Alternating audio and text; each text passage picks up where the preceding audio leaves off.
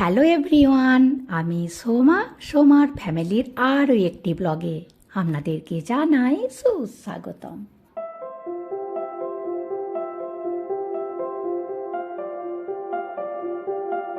আজকে আমরা সকালে স্নান টান করে রেডি হয়ে চলে গিয়েছিলাম জগন্নাথ দেবের মন্দির দর্শন করতে। মন্দিরে পুজো দিয়ে হোটেলে একটু রেস্ট করে এখন চলে এসেছি কোণারকের সূর্য মন্দির দর্শন করতে, যে মন্দিরে কিনা কোনো দিনও পূজা হয়নি। আর মন্দিরটি অসম্ভব সুন্দর দেখতে। মন্দিরের দেয়ালে দারুণ সুন্দর সুন্দর কারুকার্য করা আছে। চলুন তাহলে ভেতরে যাওয়া যাক। দেখুন কুকুরগুলো কোথায় শুয়ে আছে। আমরা তো জ্যৈষ্ঠ মাসে এসেছিলাম, প্রচণ্ড গরম ছিল, গরমের জ্বালায় কুকুরগুলো ওপরে শুয়ে আছে। দারুণ লাগছে দেখতে, অপূর্ব। সত্যি অসম্ভব সুন্দর দেখতে, চোখে না দেখলে বিশ্বাসই করা যাবে না। এখনকার সময়ে অত্যাধুনিক গ্যাজেট থাকা সত্ত্বেও এরকম মতো মন্দির বানানো অসম্ভব। প্রথমে যেটা আছে সেটি দুই পাশে দুটি সিংহ, সিংহের নিচে হাতি আর হাতির নিচে মানুষ। আর প্রতিটি দেয়ালে আলাদা আলাদা করে নকশাও করা আছে, আর প্রতিটি নকশার আলাদা আলাদা মিনিংও আছে। যাই হোক, চলুন মন্দিরের চারিদিকে ঘুরে ঘুরে দেখি আর আপনাদেরকে মন্দিরের সম্বন্ধে কিছু ঘটনা বলি।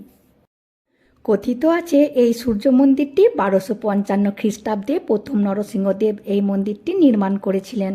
এই মন্দিরটি দেখতে প্রায় একটি রথের মতো, যেখানে 7টি ঘোড়া রথটিকে টেনে নিয়ে যাচ্ছে। পুরাণ মতে শ্রীকৃষ্ণের পুত্র সাম্য কোনো কারণে শাপিত হয়েছিলেন। তখন তিনি কোণারকের সমুদ্র তীরে সূর্যদেবের আরাধনা করেন। সূর্যদেব তাকে অভিশাপ থেকে মুক্ত করেন। তখন তিনি এই মন্দিরটি বানান সূর্যদেবের জন্য। এই মন্দিরটি বানাতে 12 বছর সময় লেগেছিল। 12 একর জমির ওপর 1200 শ্রমিক মিলে এই মন্দিরটি বানিয়েছিলেন। কিন্তু এর পেছনে আরেকটি কালো ইতিহাস আছে, যা শুনলে চমকে যাবেন। তার আগে এই মন্দিরটির সম্বন্ধে কিছু কথা বলি। এই মন্দিরটিতে 24টি চাকা আছে, আর এই 24টি চাকা হচ্ছে 24টি পক্ষের প্রতীক। আর যে 7টি ঘোড়া আছে 7টি দিনের প্রতীক। আর চাকাগুলি এমনভাবে বানানো হয়েছে যা দেখে সময় নির্ধারণ করা যায়। প্রতিটি সেকেন্ড, মিনিট, ঘন্টার অ্যাকচুয়াল টাইম বলা যায়। আর এই মন্দিরটি এমনভাবে বানিয়েছিল যে সূর্যের না প্রথম কিরণ গর্ভগৃহে গিয়ে পড়তো। আর ওই মন্দিরের মধ্যে সূর্য দেবতার যে মূর্তি ছিল, ওই মূর্তির নাভিতে নাকি একটি হিরে ছিল। তো ওই হিরেটি জ্বলে উঠত কিছুক্ষণের জন্য। আর জানেন, মন্দিরের ভেতরে সূর্য দেবতার মূর্তিটির কোনো সিংহাসন ছিল না, শূন্যে ভেসে থাকতো। আর এই ভেসে থাকতো এর কারণ এই মূর্তিটি ছিল লোহার, আর মন্দিরের চূড়ায় লাগানো ছিল 52 টনের একটি চুম্বক। 52 টন মানে 52,000 কিলো। বুঝতে পারছেন কত বড় ছিল। আর মন্দিরটি যখন বানানো হয় তখন পাথরের সাথে লোহার পাত বসানো ছিল।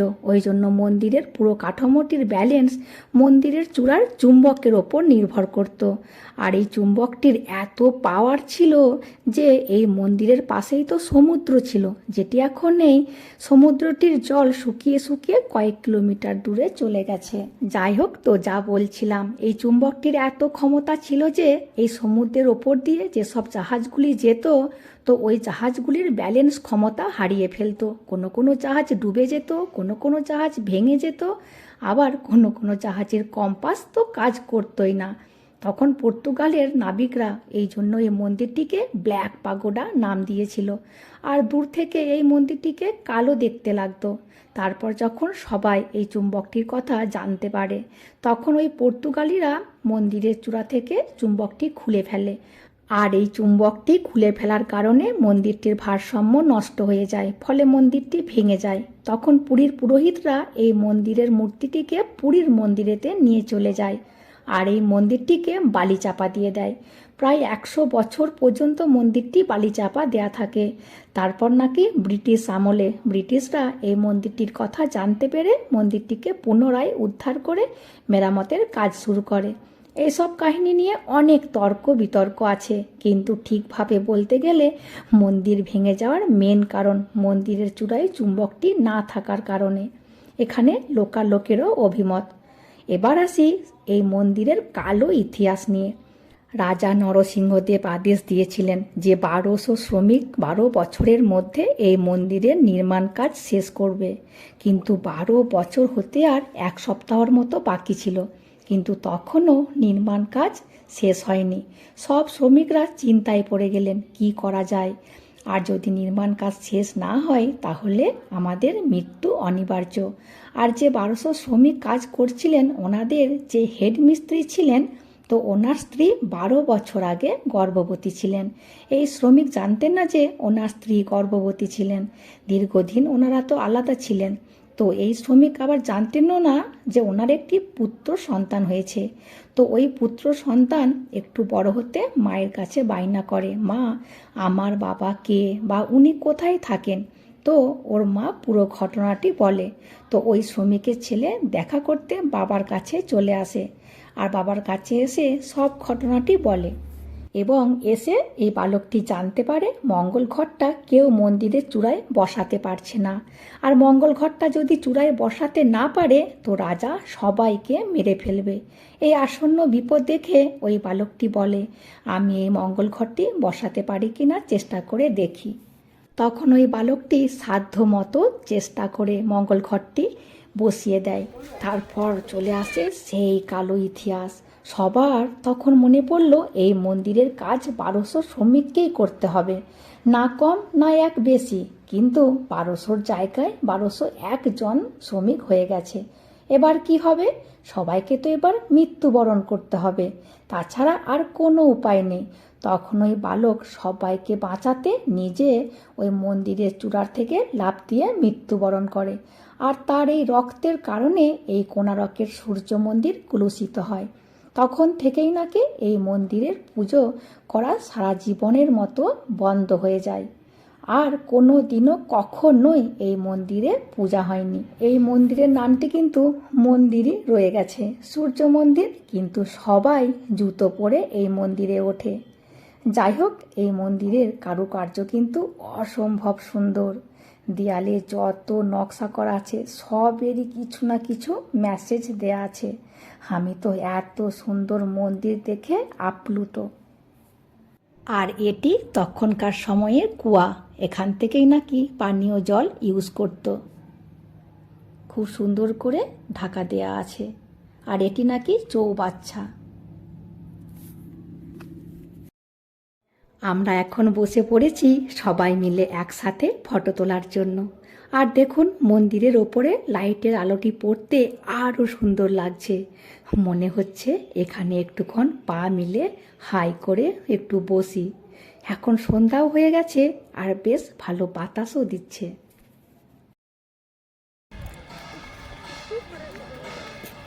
দেখুন দূর থেকেও মন্দিরটি কি সুন্দর দেখতে লাগছে। আমরা সূর্য মন্দির থেকে বেরিয়ে পড়েছি। আর এই সূর্য মন্দিরের সামনেই না একটি বড় মার্কেট আছে। ডাবের জল, আখের জুস, আইসক্রিম, ফুচকা, কি নেই এখানে। এখানে কিছু টুকিটাকি খাবো, তারপর কিছু কেনাকাটাও করব। তারপর যাব পুরী। ওখানে রুমে একটুক্ষণ যাব, ওই ব্যাগপত্র রেখে তারপর চলে যাব স্বর্গদুয়ার দেখতে। তারপরে যাব পুরীর বিচে।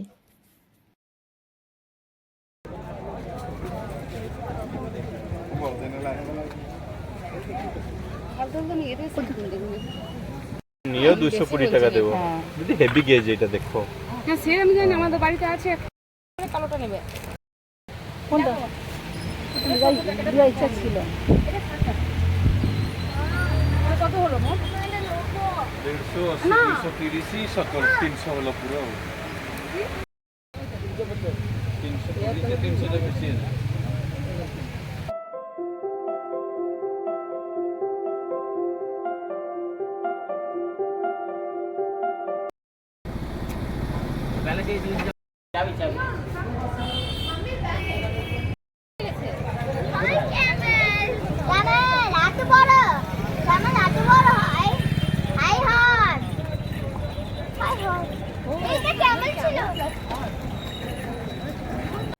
আমরা বাস থেকে নেমে চেপে পড়েছি টোটোতে। আর টোটোয় করে যেতে কিন্তু বেশ মজা লাগে। আমরা চলে এসেছি বিচে, আর এই বিচের সাইডে না প্রচুর ফাস্টফুডের দোকান আছে। আমি ভাবছি 1 প্লেট মোমো খাবো। সবাই অবশ্য মোমোই খাবে বলছে। জানেন, তামিলনাড়ুতে আমরা কখনোই মোমো খাইনি, খাওয়া তো দূরের কথা, কখনো চোখে দেখিইনি।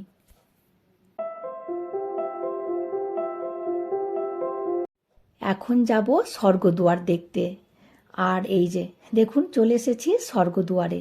এটি একটি শ্মশান, এখানে কখনো চিতার আগুন নেভে না। আমরা শ্মশান শুনলেই ভয় পাই, ধারে কাছে কেউ যেতে চায় না। কিন্তু এখানে পুরো ভিন্ন চিত্র। এখানে সব ধর্মের মানুষ অবিরাম ঘুরে বেড়ায়। এখানে কথিত আছে যে এখানে মৃতদেহ দাহ করলে পরম স্বর্গ লাভ করে। ওই জন্য এখানে কখনো চিতার আগুন নেভে না।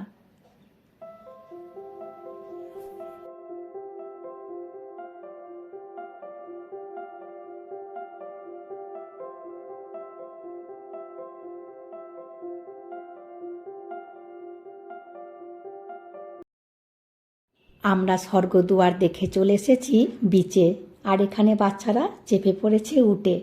দাঁড়ান, এখানের বিচটা চারদিকটি একটিবার আপনাদেরকে ঘুরিয়ে দেখিয়ে দিই।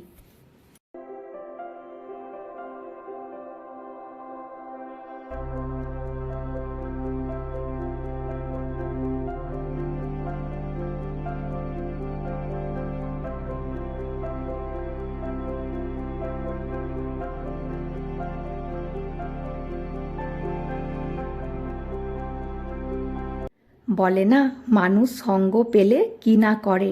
আমরাও 3টে জুটি হয়ে ছোটদের মতো বায়না করছিলাম, আমরাও উঠে চাপবো।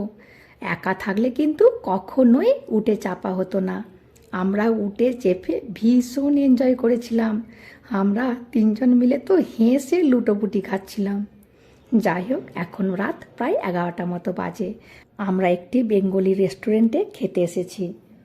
আমাদের আসতে একটু দেরি হয়ে গেল। আমরা সবাই ভীষণই ক্লান্ত। সকাল থেকেই তো আজকে খুব ঘোরাঘুরি হচ্ছে। এবার খাওয়া দাওয়া করে হোটেলে গিয়ে কখন ঘুমাবো ওটাই ভাবছি। আবার আগামীকাল থেকে লং জার্নি শুরু হবে তামিলনাড়ু যাবার জন্য। কমসে কম 1800 কিলোমিটারের রাস্তা। ডাল ডাল ফ্রাই দো, ডাল ফ্রাই তো আর আর